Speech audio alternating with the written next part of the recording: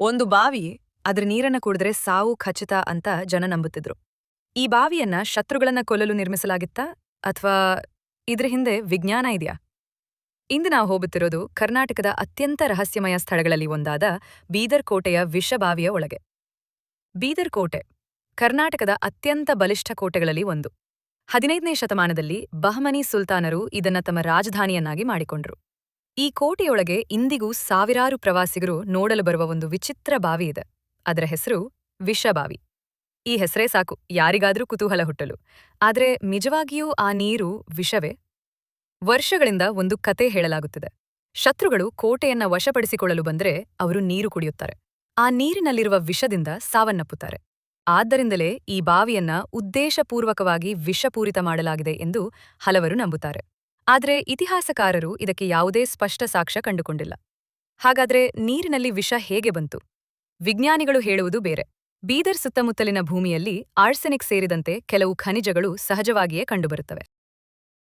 ಈ ಖನಿಜಗಳು ವರ್ಷಗಳ ಕಾಲ ಭೂಗರ್ಭದ ನೀರಿನಲ್ಲಿ ಬೆರೆತು ನೀರನ್ನು ಕುಡಿಯಲು ಅಪಾಯಕಾರಿಯಾಗಿಸಿರಬಹುದು. ಅಂದರೆ ಯಾರೂ ವಿಷ ಸುರಿದಿಲ್ಲ, ಭೂಮಿಯೇ ನೀರನ್ನು ಅಪಾಯಕಾರಿ ಮಾಡಿರಬಹುದು. ಇದೀಗ ಮತ್ತೊಂದು ಪ್ರಶ್ನೆ. ಆ ನೀರು ಅಪಾಯಕಾರಿ ಅಂತ ಗೊತ್ತಿದ್ರೆ ಅದನ್ನ ಯಾಕೆ ಮುಚ್ಚಲಿಲ್ಲ? ಯಾಕಂದ್ರೆ ಆ ಬಾವಿ ಕುಡಿಯುವ ನೀರಿನ ಮುಖ್ಯ ಮೂಲವೇ ಇರಲಿಲ್ಲ. ಕೋಟೆಯಲ್ಲಿ ಬೇರೆ ನೀರಿನ ಮೂಲಗಳು ಇದ್ದವು. ಹೀಗಾಗಿ ಈ ಬಾವಿ ಹಾಗೆಯೇ ಉಳಿದುಬಿಟ್ಟಿತು. ಇಂದಿಗೂ ಆ ಬಾವಿಯ ನೀರನ್ನು ಕುಡಿಯಲು ಅಧಿಕಾರಿಗಳು ಸಲಹೆ ನೀಡುವುದಿಲ್ಲ. ಪ್ರವಾಸಿಗರು ನೋಡಬಹುದು, ಫೋಟೋ ತೆಗೆದುಕೊಳ್ಬಹುದು, ಆದರೆ ನೀರನ್ನು ಮುಟ್ಟುವುದು ಅಥವಾ ಕುಡಿಯುವುದು ಸುರಕ್ಷಿತ ಅಲ್ಲ. ಆಶ್ಚರ್ಯ ಅಂದ್ರೆ ವಿಷಬಾವಿ ಮಾತ್ರವಲ್ಲ, ಬೀದರ್ ಕೋಟೆಯಲ್ಲಿ ರಹಸ್ಯ ಸುರಂಗಗಳು, ಅದ್ಭುತ ಪರ್ಷಿಯನ್ ಶೈಲಿಯ ಕಟ್ಟಡಗಳು, ಹಳೆಟಗಳು, ಹಳೆಯ ಅರಮನೆಗಳು ಮತ್ತು ಅನೇಕ ಹೇಳದ ಕಥೆಗಳಿವೆ. ಅದಕ್ಕಾಗಿಯೇ ಇತಿಹಾಸ ಪ್ರಿಯರಿಗೆ ಇದು ಒಂದು ಸ್ವರ್ಗ.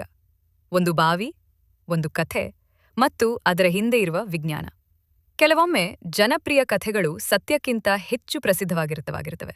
ಆದರೆ ಇತಿಹಾಸವನ್ನು ನಿಜವಾಗಿಯೂ ಆಸಕ್ತಿದಾಯಕವಾಗಿಸುವುದು ಆ ಕಥೆಗಳ ಹಿಂದೆ ಅಡಗಿರುವ ಸತ್ಯ. ನಿಮ್ಗೇನನ್ಸುತ್ತೆ? ಜನಪ್ರಿಯ ಕಥೆಗಳು ಸತ್ಯಕ್ಕಿಂತ ಹೆಚ್ಚು ಪ್ರಸಿದ್ಧವಾಗಿರುತ್ತವೆ. ಆದರೆ ಇತಿಹಾಸವನ್ನು ನಿಜವಾಗಿಯೂ ಆಸಕ್ತಿದಾಯಕವಾಗಿಸುವುದು ಆ ಕಥೆಗಳ ಹಿಂದೆ ಅಡಗಿರುವ ಸತ್ಯ. ನಿಮ್ಗೇನನ್ಸುತ್ತೆ?